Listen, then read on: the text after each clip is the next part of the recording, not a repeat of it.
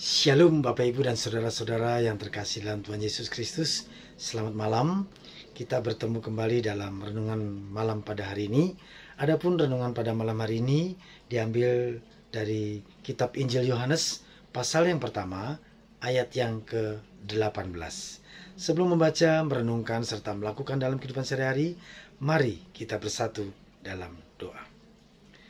Ya Allah ya Bapa yang kami sembah di dalam nama Tuhan Yesus Kristus, berfirmanlah ya Tuhan, kami siap mendengarkan dan melakukannya dalam kehidupan sehari-hari, sehingga Roh Kudus-Mu yang menuntun kami, memampukan kami, sehingga kami boleh berkarya dalam setiap kehidupan, menyatakan kemuliaan-Mu dalam kehidupan kami sehari-hari. Berkati hamba-Mu yang akan menyampaikan firman kebenaran. Di dalam nama Tuhan Yesus Kristus, kami telah berdoa dan mengucap syukur. Amin. Bapak Ibu saudara yang terkasih Tuhan, demikian pembacaan firman Tuhan kita diambil dalam kitab Injil Yohanes pasal pertama ayat 18. Tidak seorang pun pernah melihat Allah, namun anak tunggal Allah yang ada di pangkuan Bapa, dialah yang menyatakannya. Adapun tema pada malam hari ini saya ambil, berbahagialah orang yang tidak melihat namun percaya. Bapak Ibu saudara yang terkasih dalam Tuhan Yesus Kristus, Alkitab menyatakan bahwa Musa pernah bertemu muka dengan muka. Tapi di Alkitab juga mengatakan bahwa tidak ada yang bisa melihat muka Allah dan tetap hidup.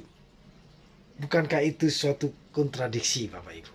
Oleh sebab itu, Bapak Ibu saudara yang terkasih dalam Tuhan Yesus Kristus, Tuhan berkata, kamu tidak dapat melihat wajahku karena tidak seorang pun akan melihat aku dan hidup.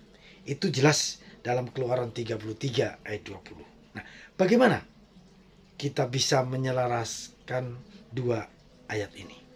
Oleh sebab itu, Bapak Ibu dan Saudara yang terkasih Tuhan, salah satu cara adalah memahami frase di mana ini sebagai kiasan. Rasul Yohanes menulis, sungguh pun banyak yang harus kutulis kepadamu, aku tidak mau melakukannya dengan kertas dan tinta, tetapi aku berharap datang sendiri kepadamu dan berbicara berhadapan muka dengan kamu, supaya sempurnalah sukacita kita. Itu dalam 2 Yohanes 1 ayat yang ke-12.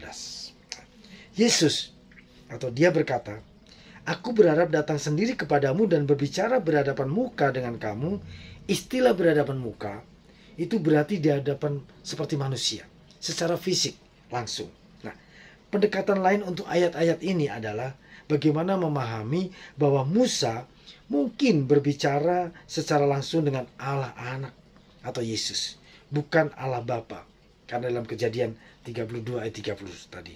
Ketika kita mempelajari bagian-bagian lain di mana Tuhan menyatakan dirinya sebagian, yaitu kepada Yeskiel, kepada Daniel, kepada Yohanes, kita memahami bahwa kilauan cahaya yang begitu kuat itu terlalu berat untuk ditanggung oleh orang-orang berdosa. Mereka sering jatuh dan seolah-olah mati. Yesus juga mengatakan, tidak seorang pun yang pernah melihat Allah.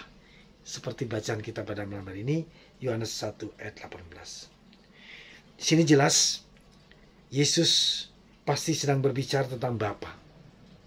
Itulah sebabnya bahwa Yesus sini mengatakan bahwa hanya orang yang dekat dengan Allah yang dapat melihat Allah. Dalam Yohanes 6 ayat 46 dikatakan, hanya dia yang datang dari Allah, dialah yang telah melihat Bapa, yaitu di dalam Yesus Kristus. Tentu saja orang melihat Allah anak itu ketika dia datang ke dunia. Tetapi melihat Yesus itu tidak terbatas pada masa perjanjian baru. Banyak sarjana teologi juga percaya bahwa Kristus menyatakan dirinya dalam perjanjian lama disebut Kristoponis. Misalnya, ketika Yosua melihat panglima pasukan Allah, banyak yang percaya ini pasti anak Allah sebelum inkarnasi. Bagi kita dan bagi saya Bapak Ibu dan Saudara, Musa melihat Allah anak. Namun permintaannya untuk melihat Bapa ditolak.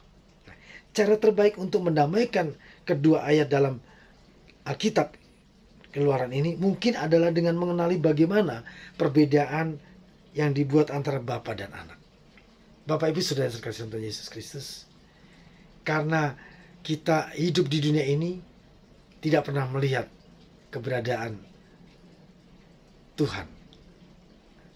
Yesus sendiri hanya bisa melihat karena dia adalah datang dari Allah. Tapi bagaimana kita bisa melihat Allah? Yaitu melalui kuasanya, melalui firman-Nya, sehingga kita bisa melihat bagaimana Allah itu nyata dalam kehidupan kita sehari-hari melalui Tuhan kita Yesus Kristus, yang sekarang Roh Kudus lah yang menuntun kita, sehingga kita boleh layak dan berjalan dalam setiap kehidupan ini. Oleh sebab itu Bapak Ibu dan Saudara yang terkasih dalam Tuhan, mari kita tetap yakin percaya, karena Yesus sendiri mengatakan, berbahagialah orang yang tidak melihat namun dia percaya. Kita percaya kepada Allah Bapa Pencipta, karena semua ada nyata dalam kehidupan. Kita percaya kepada Yesus sebagai Tuhan dan Juru Selamat, karena dia nyata sebagai Tuhan yang datang ke dunia untuk menebus dosa manusia. Dan Roh Kudus yang menuntun kita sampai hari ini, bahwa kita yakin percaya, itu semua adalah kuasa kemuliaan Allah dinyatakan dalam kehidupan kita sehari-hari. Mari kita selalu percaya walaupun kita tidak melihat, karena itu adalah sumber kebahagiaan kita di dunia dan untuk kehidupan kekal yang akan datang. Kiranya Tuhan Yesus memberkati kita semua. Amin. Mari kita berdoa. Ya Allah, ya Bapa yang kami sembah dalam nama Tuhan Yesus Kristus, terima kasih untuk firman-Mu pada malam hari ini, sehingga kami boleh yakin percaya Tuhan ada dalam setiap kehidupan ini, dan kami boleh percaya walaupun kami tidak melihat, tapi kami boleh merasakan bagaimana kuasa-Mu Tuhan dalam setiap kehidupan ini melalui firman-Mu yang nyata, sehingga kami boleh dikuasai oleh Roh Kudus untuk melakukan yang terbaik dalam setiap kehidupan kami. Berkati istirahat kami pada malam hari ini, berkati kehidupan keluarga kami pribadi lepas pribadi dimanapun berada, sehingga semuanya boleh menjadi kemuliaan nama Tuhan. Di dalam nama Tuhan Yesus Kristus kami telah berdoa dan mengucap syukur. Amin.